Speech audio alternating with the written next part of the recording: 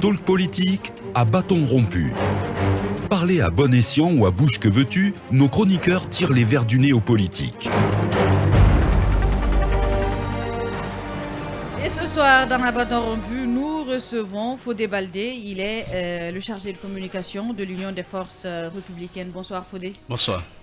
Yaya pour la première question. Oui, merci de nous avoir rejoints. Alors, au niveau du parti, aujourd'hui, avec cette situation, avec cette détention de votre leader, je veux parler de M. Sékou Yabari. Quel est l'état d'esprit qui vous caractérise aujourd'hui? Effectivement, c'est l'honorable Sékou Yaya qui est détenu et qui aujourd'hui est hospitalisé. J'ai l'impression que tous les micros sont ouverts, lancés. Essayez de régler ça, on a les échos.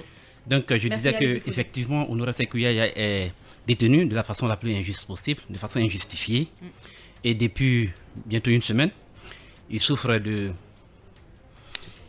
Il a eu un malaise et actuellement il est à l'hôpital sino-guinéen. Beaucoup estiment qu'il a vomi du sang, c'est ça la réalité? Effectivement, il a vomi du sang. Voilà. J'ai moi-même été aujourd'hui, parce que je suis arrivé hier nuit tard, j'ai été le voir. Son état se stabilise. Pour l'homme que j'ai connu, pour l'homme que j'ai toujours fréquenté, le mentor qui a été toujours pour moi. Sékou Yaya qu'on connaît fougueux, est-ce que ça veut dire qu'il s'est, il est affaibli? Je peux vous confirmer que je ne l'ai pas reconnu. Est-ce que... Je ne l'ai pas reconnu parce que tout simplement, il avait de la peine à se lever. La peine à me reconnaître. À vous reconnaître, vous Fodé? Ouais. Et lorsque le ministre Saloret dit que son état de santé ne nécessite pas une évacuation ou sa libération ne serait-ce que conditionnelle, alors qu'est-ce que ça vous fait personnellement? J'étais à l'étranger quand j'ai entendu ça. Et la même nuit, je pense que les faits ont prouvé le contraire. Parce que la même nuit qu'il a été reconduit à la prison, à la maison centrale, il est revenu aussitôt à l'hôpital. Comme pour dire que ce qui a été dit dans ce communiqué n'engageait que son auteur. Et les faits ont prouvé le contraire.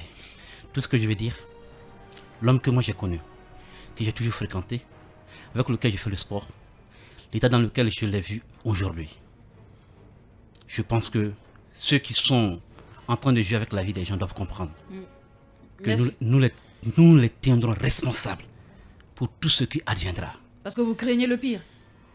Je dis encore une fois, l'homme que moi j'ai connu, l'homme que j'ai toujours fréquenté, je ne l'ai pas reconnu. Alors, est-ce que lorsqu'on regarde aujourd'hui tout ce qui se passe, arrestation de leaders, violation grave de leurs droits et de plusieurs autres citoyens, des enquêtes qui sont ouvertes et qui ne sont jamais closes depuis quelques mois maintenant, est-ce qu'aujourd'hui vous regrettez Alpha Condé? Non, pas question de regretter Alpha Condé.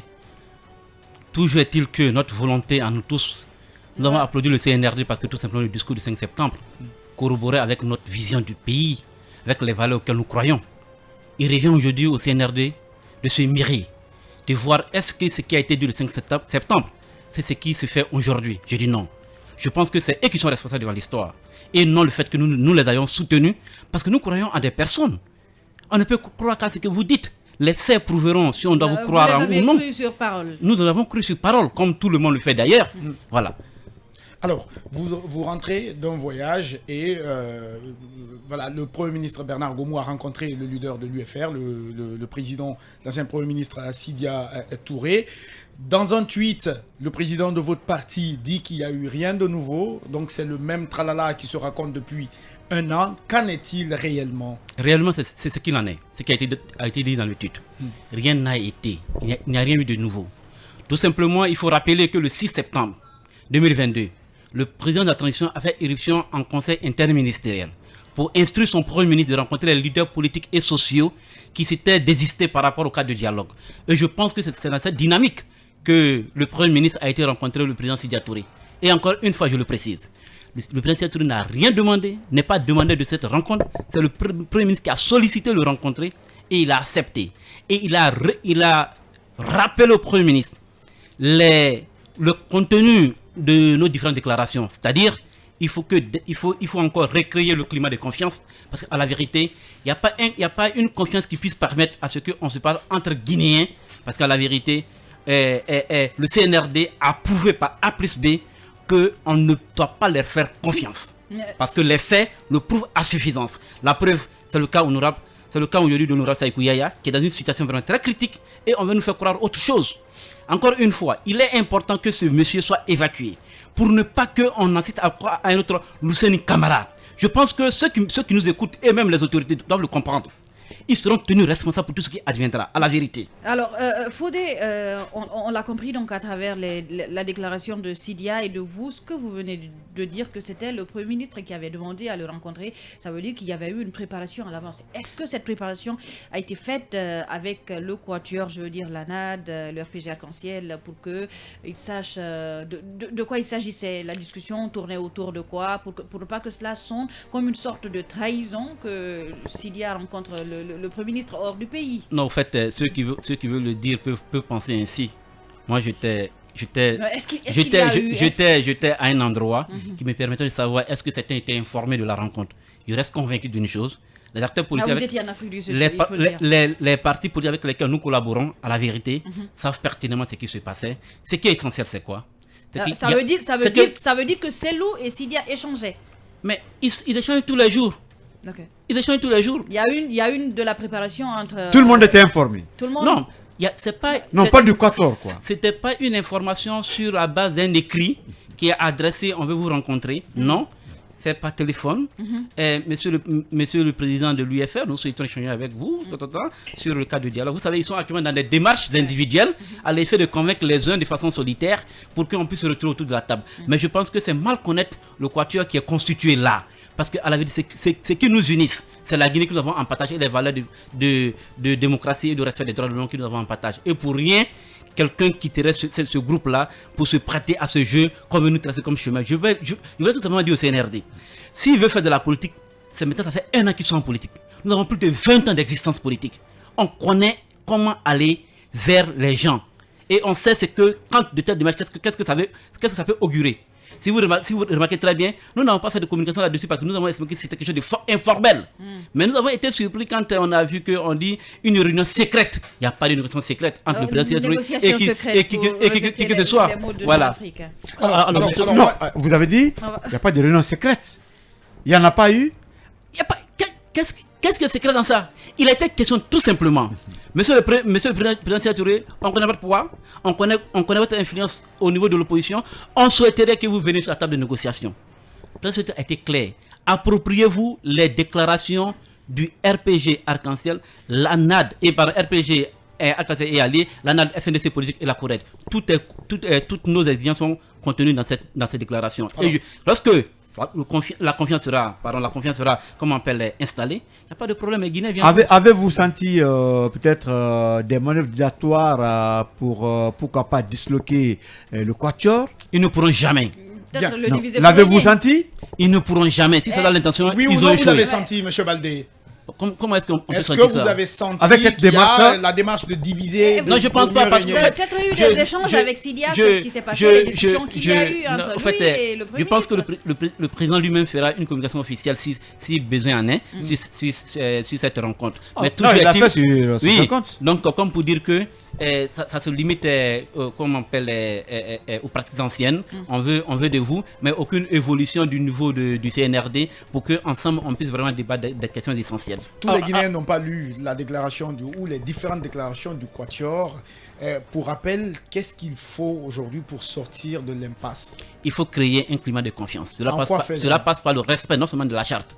Donc cela va impliquer la déclaration des biens du CNRD, la liste nominative des membres du CNRD. Cela passe aussi par le respect des droits et des libertés. C'est-à-dire on ne peut pas s'approprier un domaine qui appartient à un individu pendant que l'affaire est pendant devant la justice. Cela passe aussi par la libération sans condition et sans délai des détenus politiques. Je veux parler ici de Noura Saïkouyaya Bari, je veux parler ici de Fonike Mangue, je veux parler ici d'Ibrahima Diallo et tous ceux qui sont en prison de façon illégale. Il faut les libérer. Ça décrypte un peu l'atmosphère, ça permet au moins d'installer quelques brins parce que la confiance ne sera jamais totale. Parce qu'avec eux, il faut être très méfiant. Quelques brins de confiance avec le CNRD pour qu'on puisse parler en présence de la CEDEAO, des partenaires techniques et financiers. C'est tout ce que nous demandons. Finalement, vos préalables évoluent d'un contexte à un autre. À un moment donné, nous ne voulons pas d'un cadre de concertation, mais plutôt d'un cadre de dialogue. Et aujourd'hui, vous parlez de la libération des détenus politiques. Vos revendications dépendent en fait de l'évolution de la situation. Non, je vous ai entendu, une fois j'étais à la maison, je vous ai entendu débattre là-dessus, par rapport au concept. C'est une question de concept. Vous voyez, on n'a pas de cadre de dialogue. Ils se sont appropriés le cadre de dialogue en y extirpant la substance. C'est comme, vous prenez, comme on appelle un être humain, vous lui tirez le sang, il n'est plus humain. Parce que rien ne fait de lui. Donc, le cadre de dialogue, la substance lui a été extirpée. Donc, c'est l'enveloppe cadre de dialogue qui se sont appropriés avec le contenu du cadre de concertation préalablement défini. Donc, par conséquent, ce n'est pas un cadre de dialogue. Vous pensez qu'il n'y a pas de nouveauté, même avec les facilitatrices qui... Il n'y a pas de nouveauté, mais ce qui est plus regrettable, il n'y a pas de nouveauté, ce qui est plus regrettable, c'est le manque de volonté. Il n'y a pas de volonté. Même en nommant des facilitatrices qui s'engagent à aller vous rencontrer. Encore une fois, le 21 septembre, si vous permettez, le 21 septembre, la déclaration du Quatuor, il était clair. Nous avons récusé le décret, mais aussi l'arrêté portant définition des critères de nomination des facilitateurs ou je ne sais quoi, voilà, et ainsi de suite. Donc, nous avons estimé que d'abord le décret ne correspondait pas à ce qui devait être fait.